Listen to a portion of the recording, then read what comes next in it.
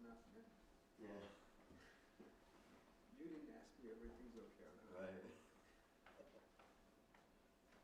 Want to try? I just need one more.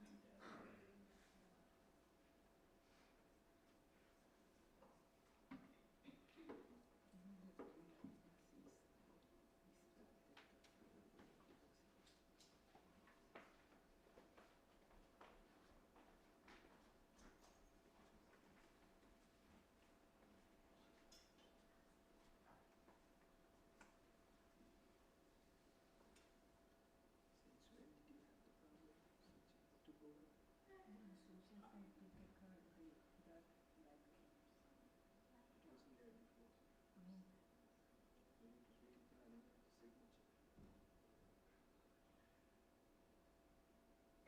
So why don't you just, when you do the registration and all that, inspection, at that time.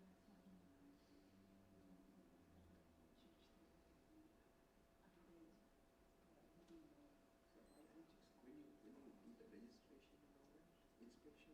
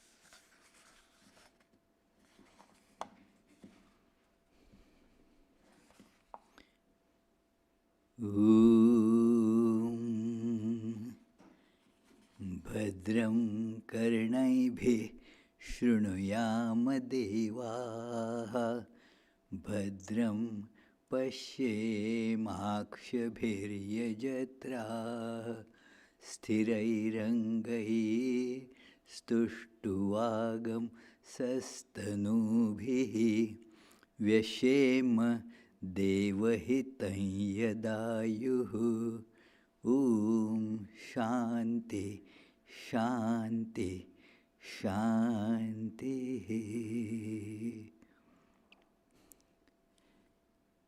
Let us pray together. We offer our salutations to the all-loving being who endows all beings with consciousness. We meditate on the Lord, who is the origin of the universe. Lord, thou abidest in all, thou art all, thou assumest all forms, thou art the origin and goal of all, thou art the self of all.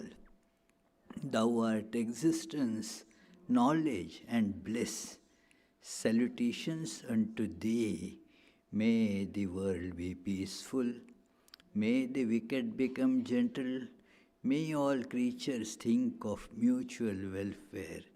May their minds be occupied with what is spiritual and abiding. May our hearts be immersed in selfless love for the Lord. Peace, peace, peace be unto all.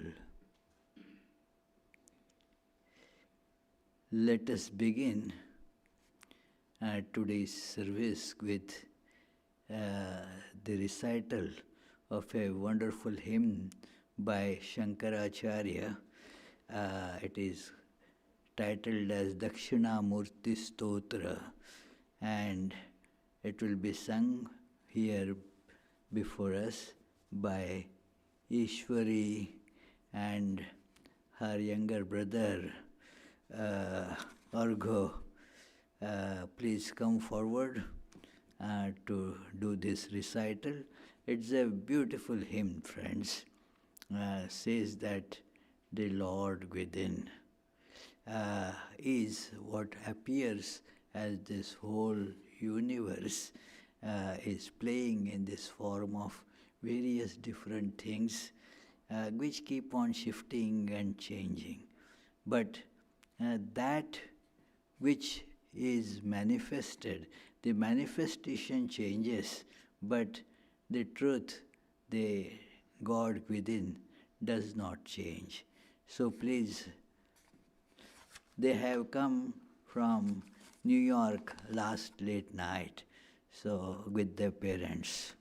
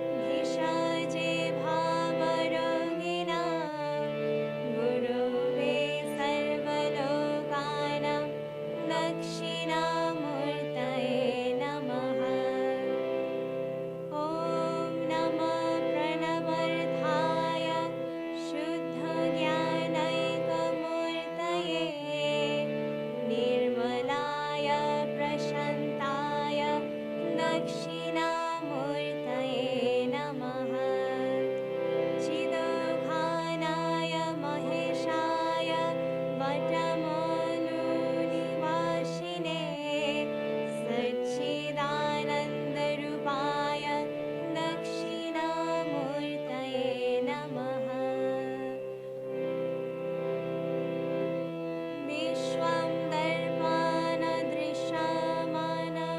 गौरीतुल्यं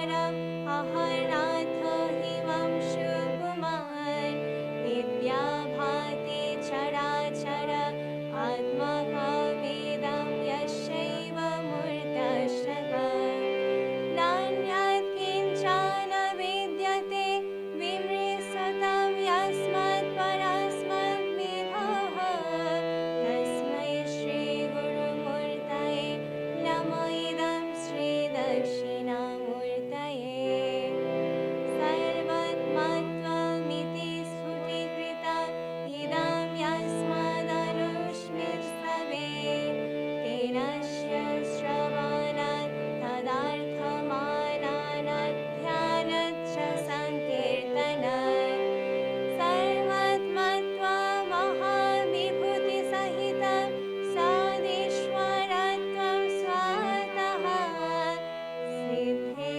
तत्पुनरष्टदा परिणतं च ईश्वरमव्यहतम्.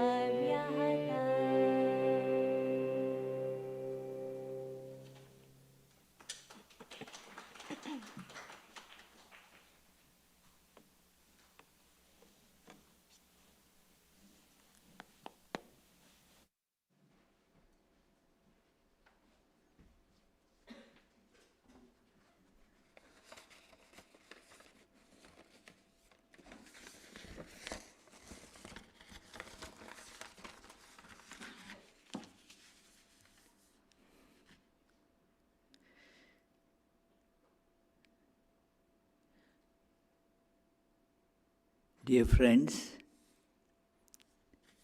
we are all in this world besieged by desires. So many desires keep on springing up again and again, and we run out in the universe to fulfill them, thinking that if I get this, I will be happy. But we get it and yet we do not become happy, and we start searching for other.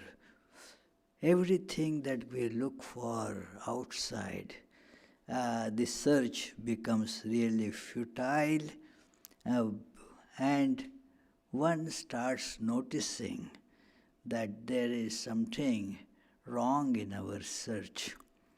The whole direction seems to be completely mistaken, that which is not out there, and we try to look for it where it is not, and so we do not find it. It appears there. That is the one verse in this Dakshinamurti Stotra. This hymn says that Vishwam Pashyate Karya Karanataya. And how it is that there is always the cause-effect in this universe. They change, cause changes into effect, effect changes into cause. The chicken brings up the egg, and then the egg brings up the chicken again. So that is in the universe, it is like that. Also, it mentions that this whole universe is like when you stand in front of the mirror. Whatever you are seeing, it is inside, but as it were outside, reflected in the mirror. It is, since this is a very common example, we know that what is being seen in the mirror is actually here and not there. That is why no one, when sees in the mirror and finds that, oh, my hair need to be straightened a bit, does not take the comb or brush and starts doing it on the mirror. Because although it appears in the mirror, it actually not there. It is here. So this is the whole message of the practical religion. Practical means where you actually get to see the truth, experience that truth, find out the source of happiness and thus become blissful. It is you become blissful when you find that source, and that source, by mistake, by ignorance, by becoming deluded as it were, we were trying to find outside. I had seen this little birds, those sparrows. They used to enter in homes in India. I grew up seeing them coming in through the windows and open doors and all. And on the mirror, they would go and hit, thinking that there is their friend actually is there. So, thinking that it is, they can't think that it is their own reflection. It is, they think that let me meet this friend of mine and go, and what would be the result? Get hit hard on the mirror. Sometimes the mirror also would develop certain those little cracks or dents, but more hurt would come to the birds. Their beaks, their head, it would get hurt. And what to do, but you cannot speak to those birds. Hey, please don't do that. It is not there. It is you yourself. So sometimes we put a towel or some cover on the mirror so that the poor bird won't get hurt. So it is like that we are seeing this whole universe. And it is really my reflection. I am being seen in the mirror of time, space, and causation, as getting expressed outside. So this hymn says that just like you see in the mirror, so it is here, but it is seen there. Another example it gives where it becomes more clear, just like you see in the dream, that it is, this becomes like a bhutam yatha nidraya, like when one sleeps and then sees the whole universe in a different state, in dream. Just like this universe, far more varied, far more attractive, as it were, with many more things into it. All this comes, and we get confused and we feel that in the dream also our desires come about the various things that we see. And yet, when we wake up, what happens to all that was being seen? It was all in the mind. The mind was appearing like all this. And what the message this hymn wants to bring to us is, even in this waking state, it is the same thing, that you yourself are appearing as this world. It is not real. There is no reality in it. It is just appearance and disappearance. It is a play. The Sanskrit word is lila. The Leela means what? Play. It is in the play things appear, but they are just depictions, not real. So, it is, this universe is like that. There appear to be things and they disappear also. And our desires about things which are not real, how can they ever be fulfilled? That is why the desires never get fulfilled. Try to go to fulfill one desire and three more desires arise there. It is really a bottomless pit that keeps on torturing us, and then when the desire doesn't get fulfilled, it takes a very hideous form called anger. Anger is an outcome of what I wish doesn't get fulfilled. That is the cause of anger, friends. It is, we feel the desires are good, but anger is bad. But desires are the cause of anger, because desires don't get fulfilled. It is, and thus it comes back to us as anger.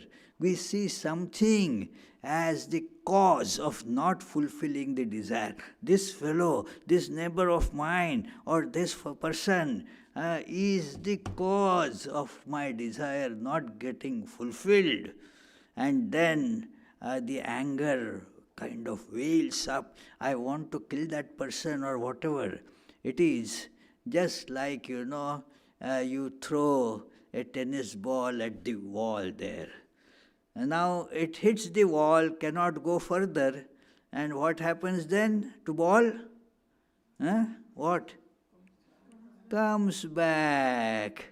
That is anger, It is. So this is how the psychoanalysis of anger is. It is unfulfilled desire. And since the desire can never be fulfilled, why? Because they are about non-existent things. Desire for that which exists can be fulfilled. Desire for that which does not exist, how can one ever fulfill that desire, friends? Tell me. It is desire for things that we see outside and we run to get it, but it just disappears, or we get the form sometimes, but that form is empty, without any content that we were really looking for. So that is why it is a truth, psychological truth, that we want something only till we get it. Once we get it, we feel, oh, that was not really what I wanted. I wanted something different. Therefore, we get frustrated. It is, the frustration is the result. Why we all do not get quickly frustrated, that's a puzzle. Getting frustrated is not, unexpected. If you keep on combing the hair of your reflection, what will happen? You surely will get frustrated. No result is coming. I have been trying to straighten the hair for half an hour. Nothing changes.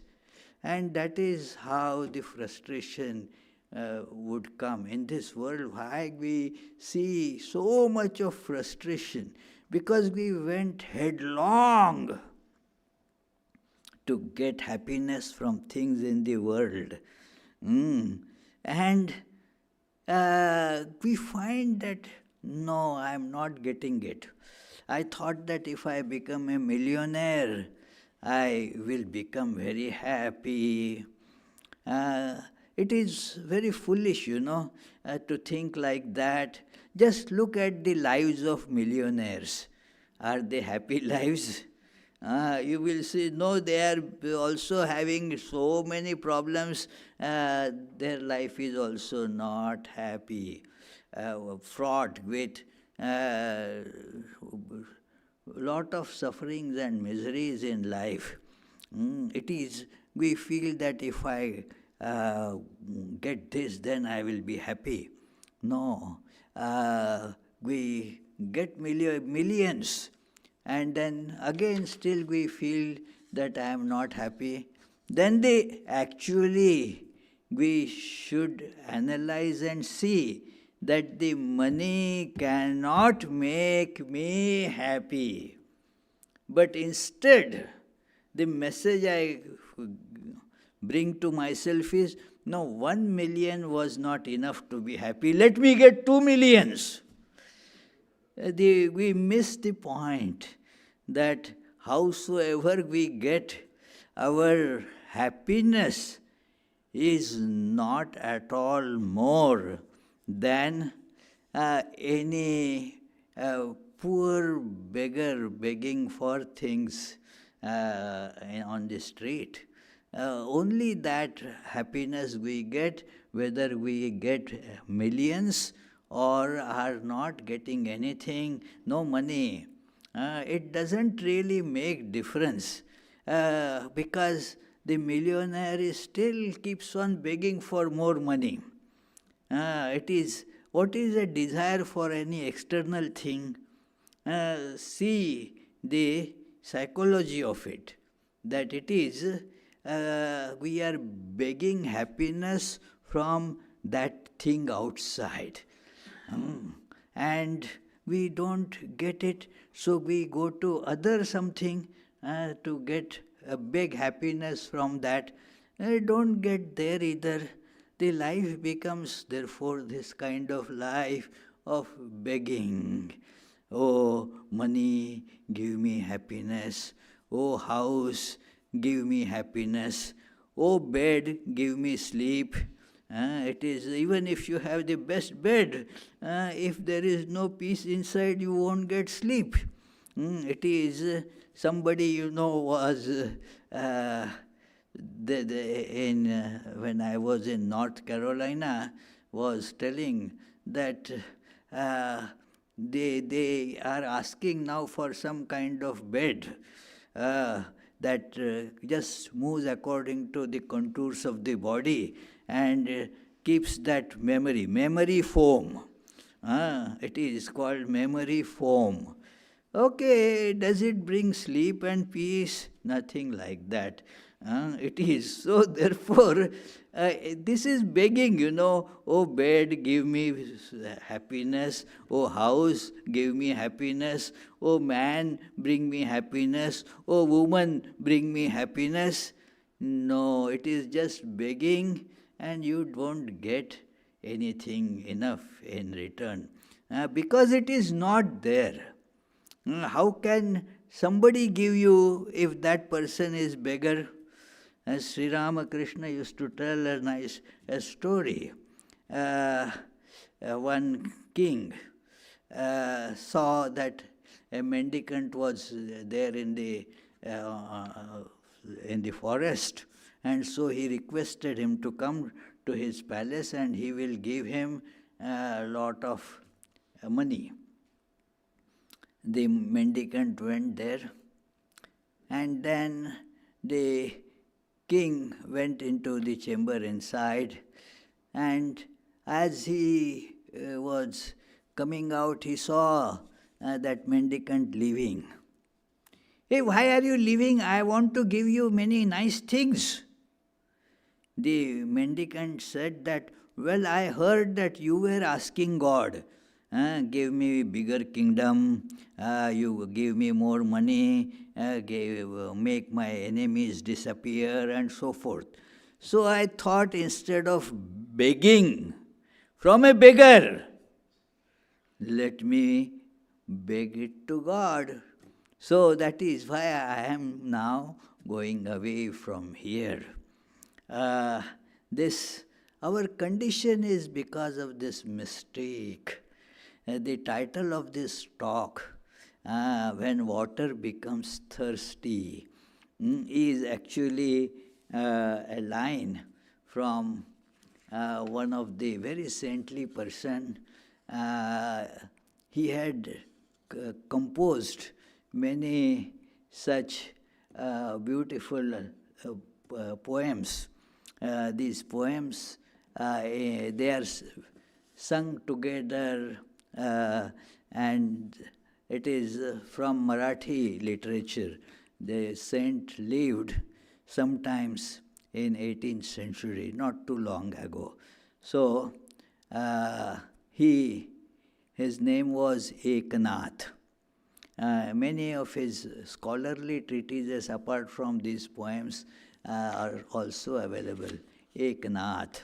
So this Eknath's one poem begins with this, that नाथाच्या घरची उलटीच खूण पाण्याला मोठी लागली तहान. That this, at the home of this Eknath, things are all reverse, opposite. Here water is becoming thirsty. Because he sees that why people are running about to get happiness when all happiness is with them. It is as if the water is becoming thirsty. When somebody is thirsty, we give water and that thirst is quenched. All creatures, not just human beings, they go to water, including, say, various animals. Probably not fish, I don't know. But fish go to water even for just survival, you see. So it is that every creature, even the small, those fruit flies, our dining area and here also, the fruit flies have become rampant here, everywhere. So they go to moisture. Where there is water, they go, probably are thirsty, and from water they quench their thirst. So, but what if water becomes thirsty? Everybody will say, laughing, what a ridiculous idea. Water can never become thirsty. And this saint therefore says, you can never become unhappy. You can never become unhappy, just as water can never become thirsty. You become unhappy because you have been running after things outside. Oh God, give me this. Oh, give me this. Or let me put in my efforts to do my PhD. Once I get my PhD, then I'll be happy. Look at, so many people get PhD. In one area I was there, and I was told there is the maximum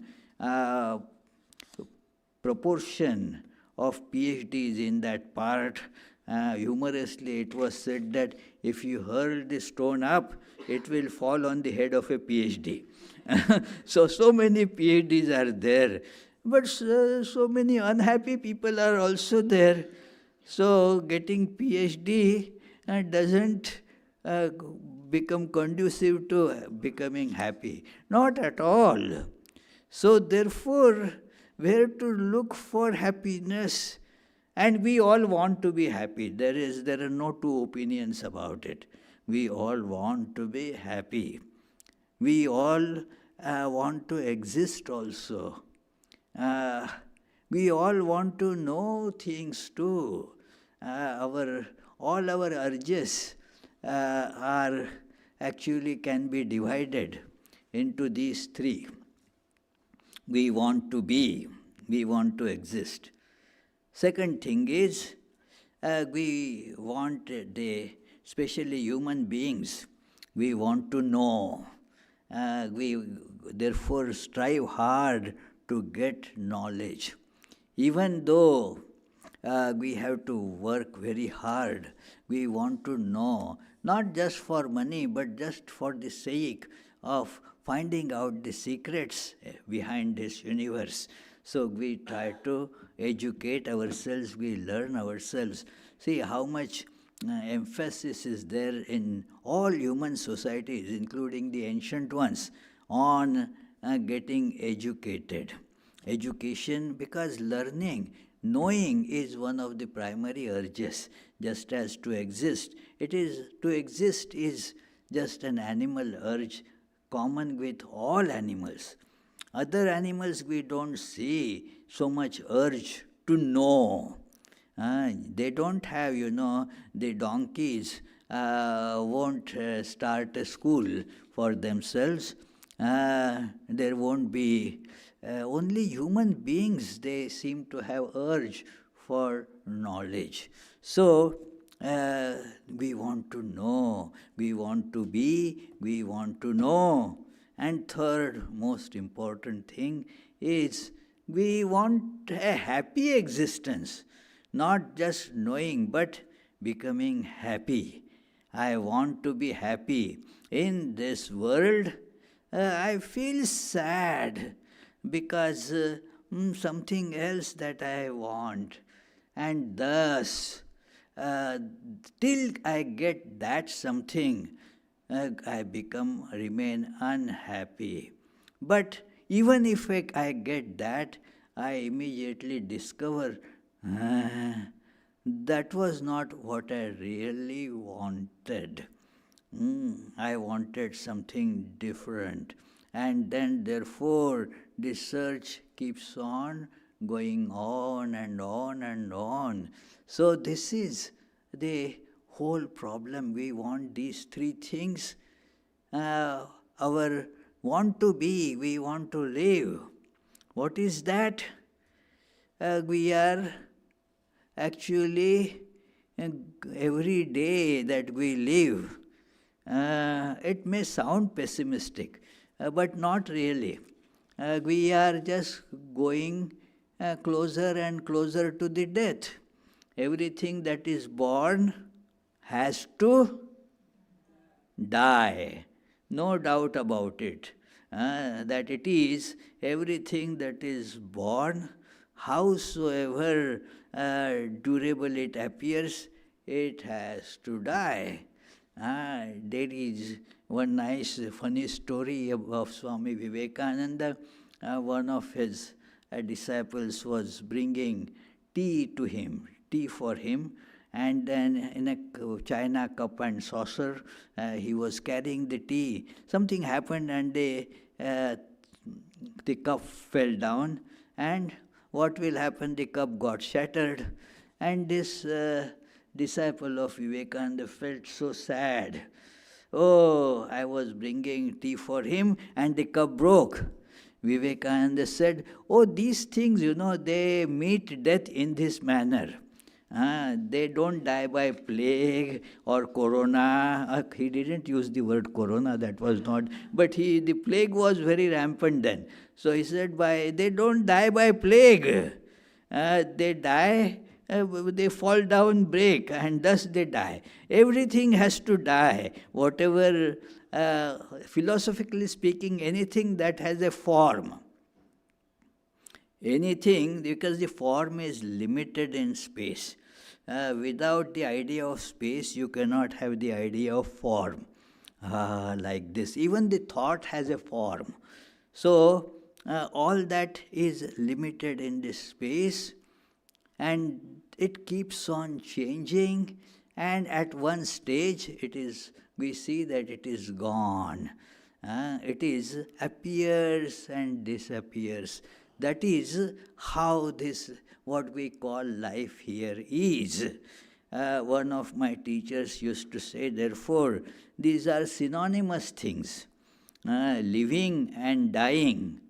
We feel that they are opposite to each other. The antonym of living is dying. But in practice, what we call living is marching towards a certain death. And so, when we are living, are we not just dying? We are dying also. So, that is how, then where to find the existence I want to be? How can I be? The answer will be provided. I want to know the other desires, that desire that we have. We want to know.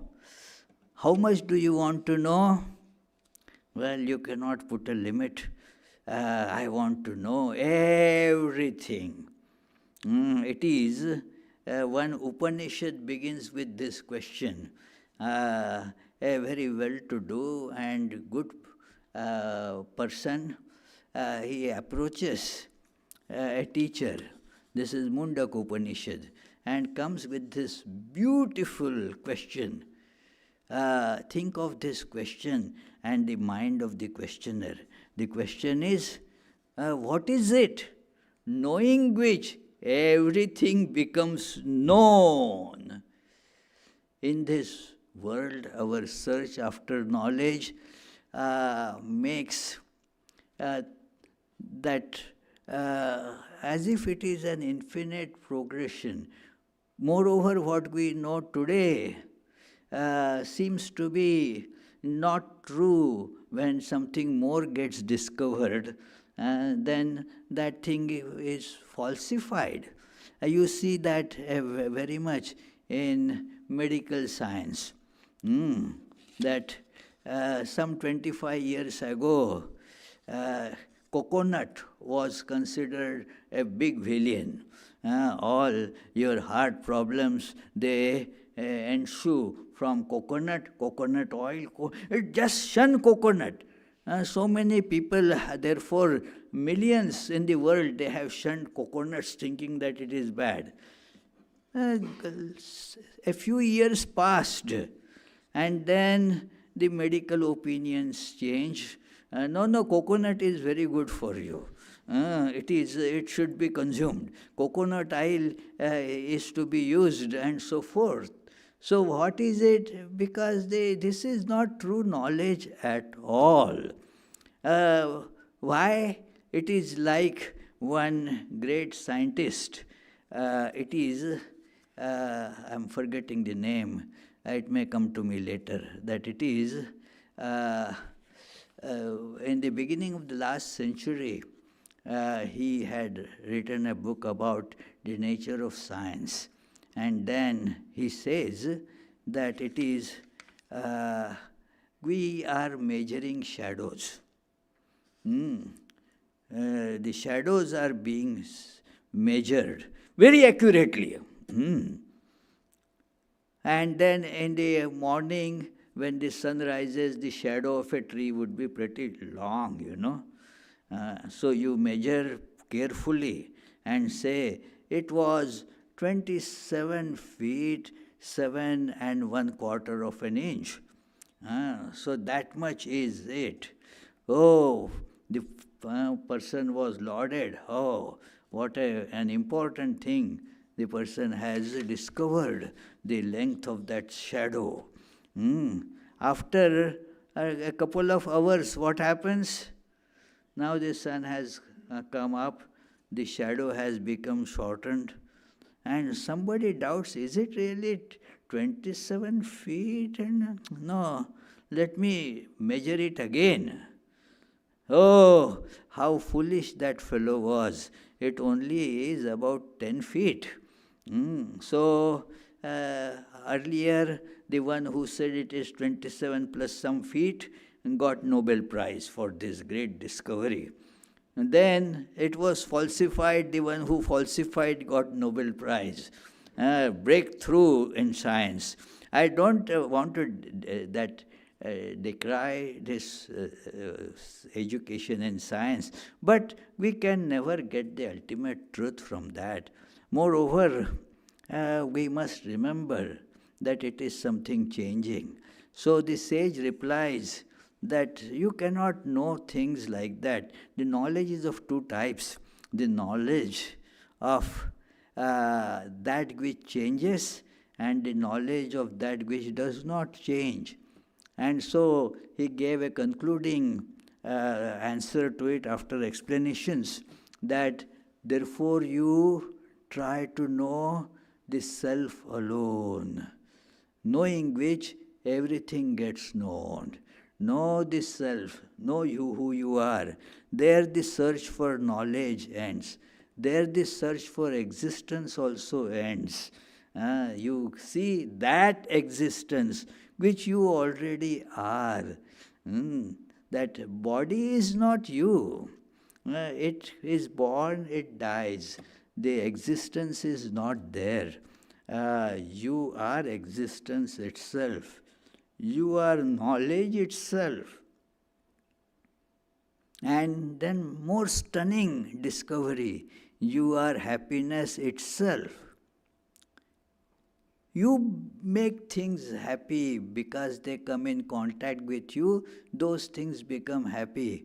Actually, you are the source of happiness, just like water is the source of removing thirst of others. You are happiness itself. Nothing can make you happy. Oh, this person is not behaving well with me, so I am unhappy. Well, you will analyze and see, even if that person behaves very nicely with you, still you will remain unhappy.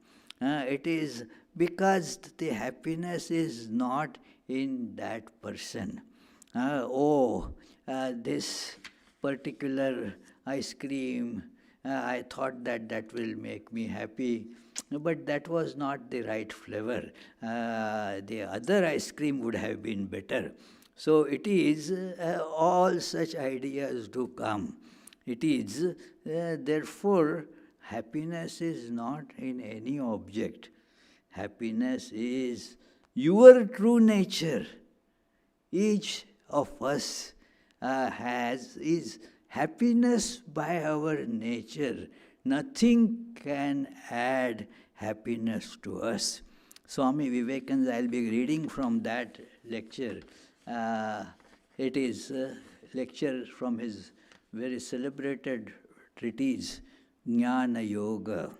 And in that book, he brings out many Upanishadic ideas and shows how they can be practicalized. Actually, it is all about not only understanding, but practically implementing. So he says, he quotes from Jesus, the kingdom of heaven is within you, says Jesus. It is one of our chaplains who retired later. Nowadays he is not the chaplain there. So when I was giving a talk on Bhagavad Gita, he after the talk said, Swami, you were again and again emphasizing the God within us, God in us. We don't emphasize it. And we speak of God, our Father who is in heaven. Where is that heaven? So it is, we don't know. So God appears to be, we show our hand to the skies as if God is sitting somewhere in the skies, beyond the clouds, somewhere there in 7th or 9th or whatever heaven. So it is, God is there. No. How can you have the God there?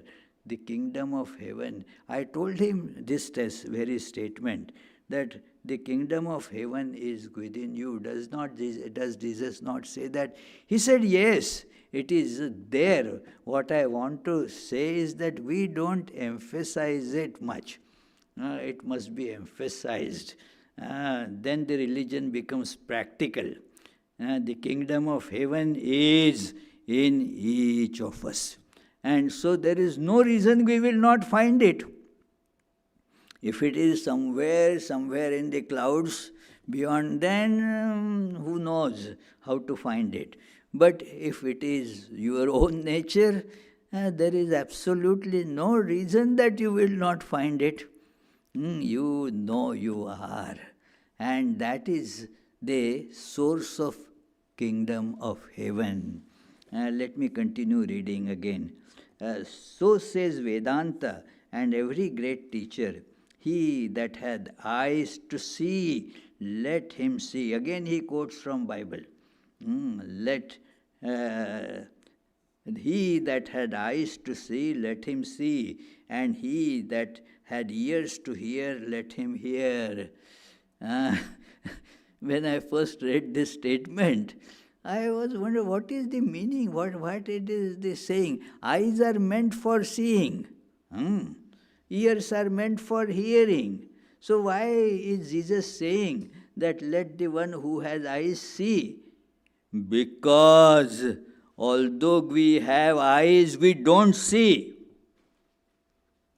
We see that which is not there, and forget to see that which is there. Is it eyes? They are not eyes at all. Let we therefore have to see that which really is. We see the passing show.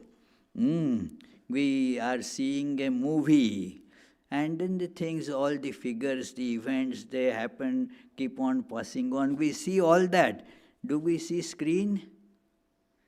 We don't are not aware that we are actually seeing the screen only, nothing else. That is the only reality there. You may see a big fire raging there in that movie, and you think that let me put it out, and you open the water bottle you have and throw it, splash it there on the screen. The fire will continue. This only that which really is, the screen is really there, it gets wet, that's all. So, similarly, it is we don't see that which is obvious. It is God alone is there. That is, while explaining this Upanishad, the Ishavasya Upanishad, he says that it is that cover everything with that which is. Ishavasyamidagam sarvam yat kincha jagatyam jagata. So that, see that reality, the God is appearing in all forms. That is really God. So this is to be seen. The Vedanta proves that the truth for which we have been searching all this time is present and was all the time with us. In our ignorance, we thought we had lost it and went about the world crying and weeping, struggling to find the truth, while all along it was in our own hearts. There alone we can find it. Because the kingdom of heaven is within us.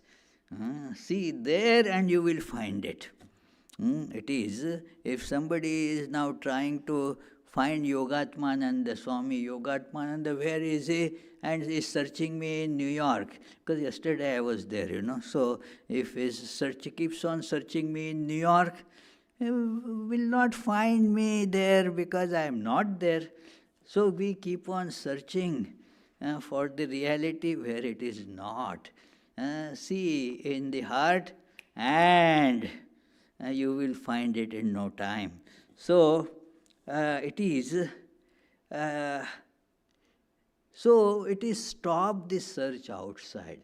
That is called in Vedanta renunciation. Renunciation doesn't mean do not look where it is not. That's all. Stop the search where it is not. We want happiness, isn't it? So do not try to search for it where it cannot be. Search where it is. So, and then he quotes, look, we are that. It is that we are dying of thirst, sitting on the banks of the mightiest river. We are dying of hunger, sitting near heaps of food. Here is the blissful universe, yet we do not find it. We are in it all the time and we are always mistaking it. Religion proposes to find this out for us. The longing for this beautiful, blissful universe is in all hearts. It has been the search of all nations, all religions. It is the one goal of religion, and this ideal is expressed in various languages in different religions. It is, but all uh, tells, in essence, is to direct the search inwards. Never think that if I get this thing from outside, I will be so happy. No. So we have to see that it is directed within. Say that, how can I be happy? Just as water can never be thirsty, so also I can never be unhappy. I have to give up that stupid idea of finding the happiness in some changing forms. If I get like this, then I will be happy. Otherwise not. It is, one feels, it is, I had told you an incident that in my flight from Alaska to Boston, one lady was sitting near me and then said, I just asked, it was a long journey, so I asked, we started talking, I asked her, do you live in Alaska? She says, yes. And then, you are going to Boston for some? Oh, I am going to Boston because I grew up in Boston, my parents live in Boston. Then this led to next question, what brought you to Alaska? She gave a wry smile and said, that's a long story. He was mad in love with a guy, and then the guy disappeared, as it were. But she was not going to give up. She found out where the person is. So somehow found that he is in Alaska, and took the journey from Boston to Alaska, found a job in Anchorage there, and looked for, but then she discovered that a young man has married somebody else and is somewhere in Idaho. So then she said, now I thought that what is the point? So I decided to continue with my job in Alaska. So it is like that, you go to find something, take lot of trouble, but it is not there. Even if that person is found in Alaska, even if that person, that man decides to be with her, will she be happy? Then she would have thought, oh no, better get away from him. Yeah, it is, this I have seen so many times, that it is, so I don't take it on the face value when somebody says, I want just this person to be married with and the life will be all sweet and honey. That is, only till the person gets married feels like that. And then after marriage, the complaints begin. Oh, he or she changed so much after marriage. No change, but what your expectations were, they were dashed, that's all. So it is, the happiness is not there. It is right here. We cannot be unhappy, friends, just as the water can never become thirsty. Thank you, friends.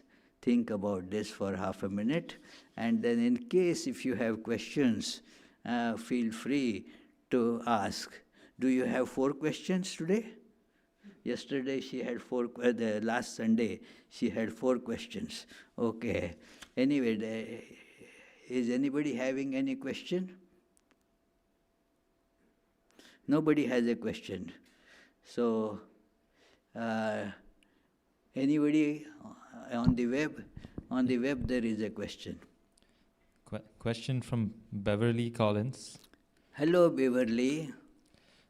One can choose to be happy by being grateful for what one has. Is this the same thing as finding the self within? Yes, and what you have, a very nice way of putting. Can one be satisfied with what one has? Means giving up all the desires. And then what you really have is yourself. And you will be happy with that. Because that is the source of happiness. When you see your true nature, you become happy right there. Yes. Any other question? So let us conclude with the closing prayers. Let me tell the next week's programs. Next Sunday, what is the topic of discussion? It will be Chester Bonsek. He is a wonderful speaker, secretary of the Vedanta Society, this Vedanta Society, and Yoga After All, that is the title, Yoga After All by Chester Bonsek. And of course, many of you know and have also registered for the retreat of Swami Sarvapriyananda on coming Saturday, a day-long retreat. The registration, Sarvapriyananda is such a popular celebrity speaker that the registration gets filled in a few hours, So, it is full long ago. So his retreat will be there on Saturday. So Saturday, that karma yoga and such things will not be there. So, and that's the other Tuesday, Friday classes will go on at 7:30 p.m. Tuesdays, the topic is the Gospel of Sri Ramakrishna.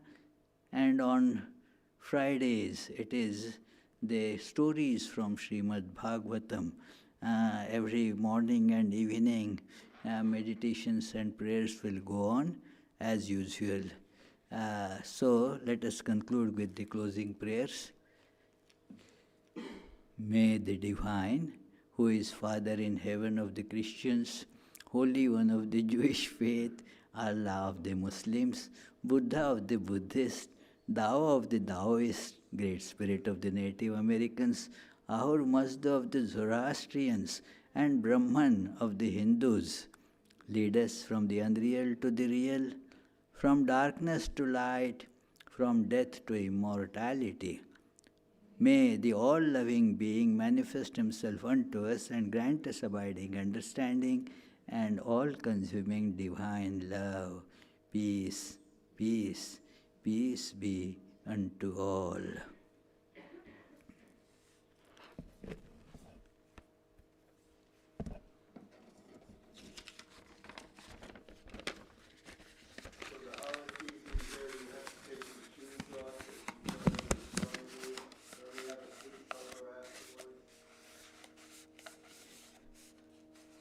Please, if you want to take off your shoes, put it right under your chair. Or you can attend the Arati right from here as well.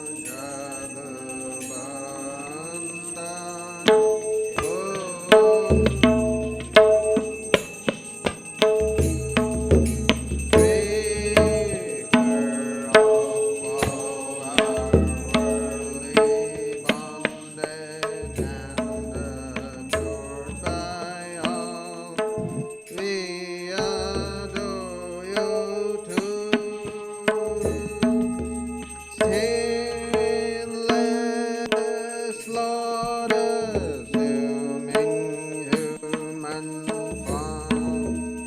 Sinless Lord, assuming human form. Transcendent yet filled with love. You free us from the stain of sin and ornament our world. Consciousness is your form. Your eyes always purified by knowledge. Your eyes always purified by knowledge. Looking at them, illusion is gone.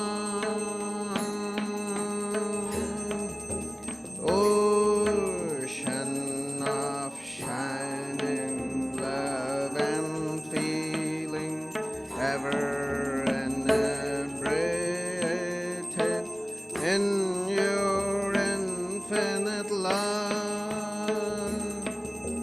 Your feet always dear to your devotees. Your feet always dear to your devotees. From a boat to cross this world.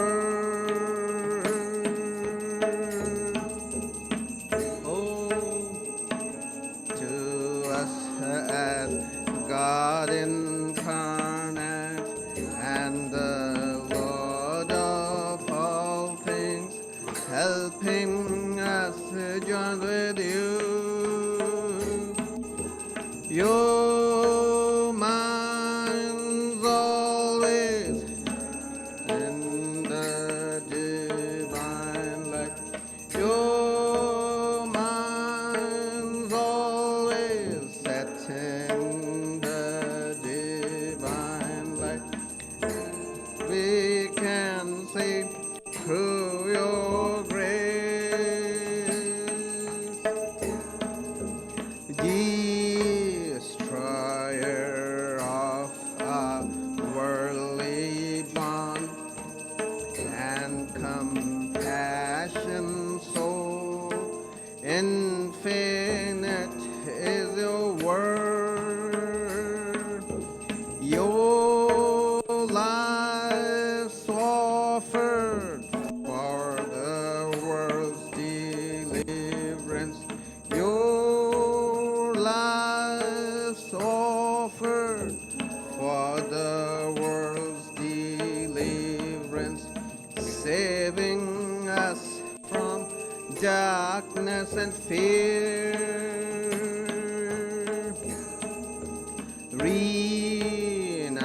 Renouncer of all lust and lucre, therefore you were always spurning sensual life.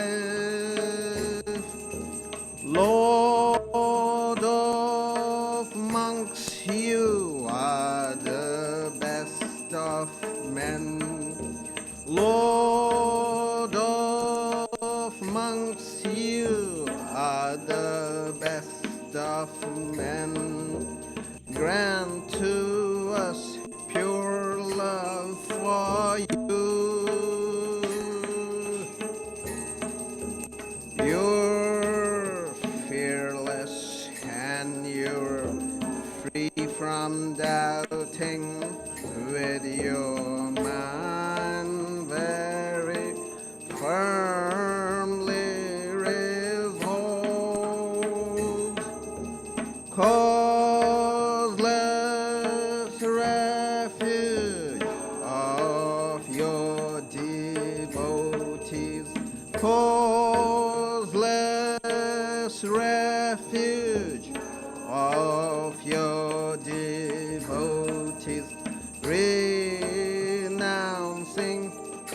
cast and burn. Our treasure is your holy feet, which take us very soon across this puddle of life. You give love and even sightedness. You give love and even sightedness to remove our anguish here. Our treasure is your holy feet, which take us very soon across this puddle of life. You give love and even sightedness. You give love and even sightedness to remove our anguish here. Greetings to you, O Lord, beyond both speech and mind. Greetings to you, O Lord, beyond both speech and mind. Yet you are the basis of both.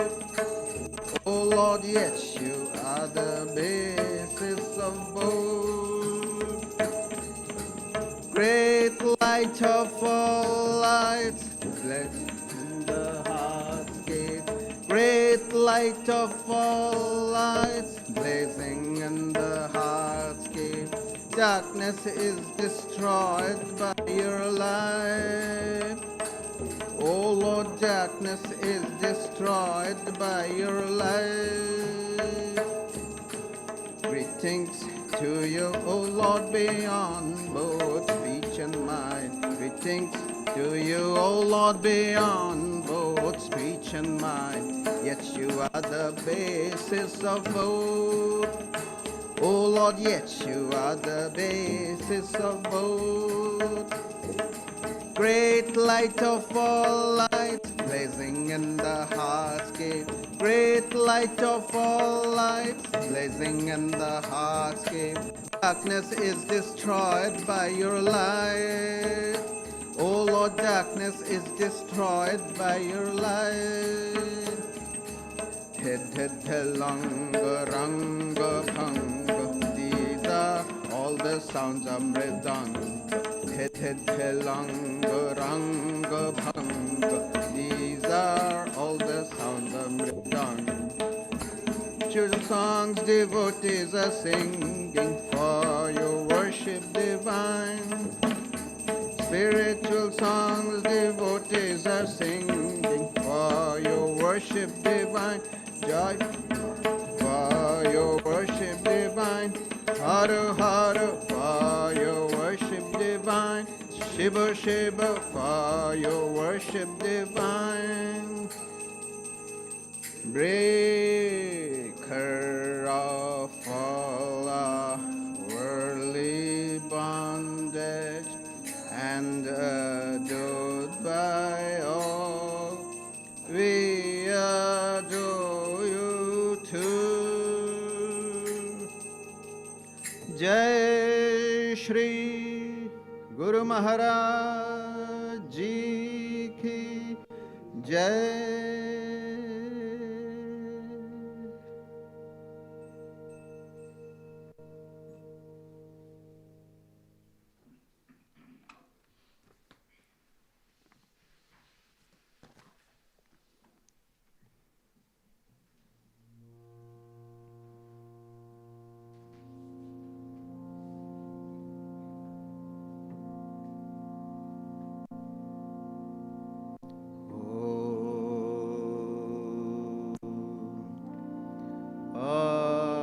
Auspicious and blessed,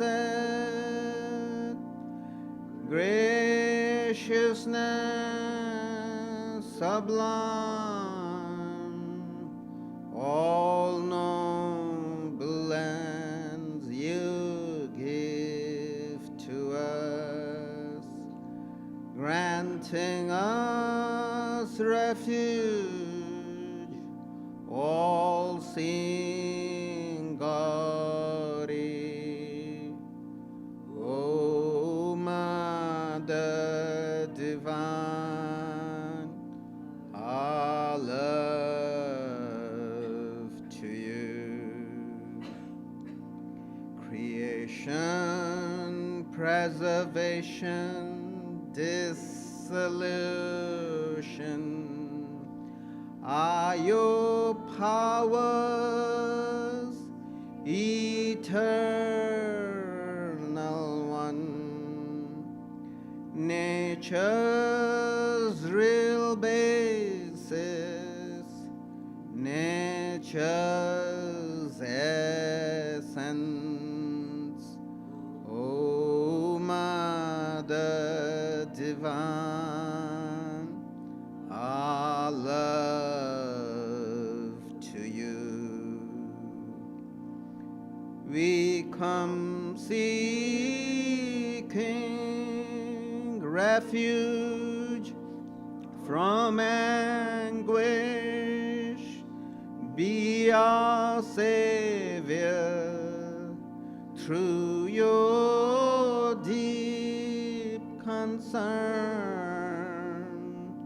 All our suffering remove, Goddess. O Mother Divine, our love to you. Victory, O Mother Divine, our love to you. Blessed Mother Divine, our love to you. Blessed Mother Divine, our love to you. Blessed Mother Divine, our love to you.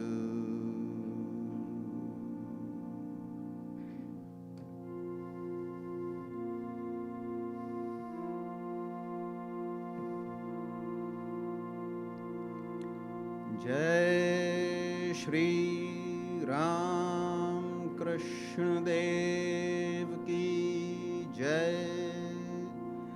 Jai Shri Sarda Devi Ki Jai. Jai Shri Swami Vivekananda Ki Jai. Jai Shri Buddhadev Ki Jai. Jai Shri Jesus Christ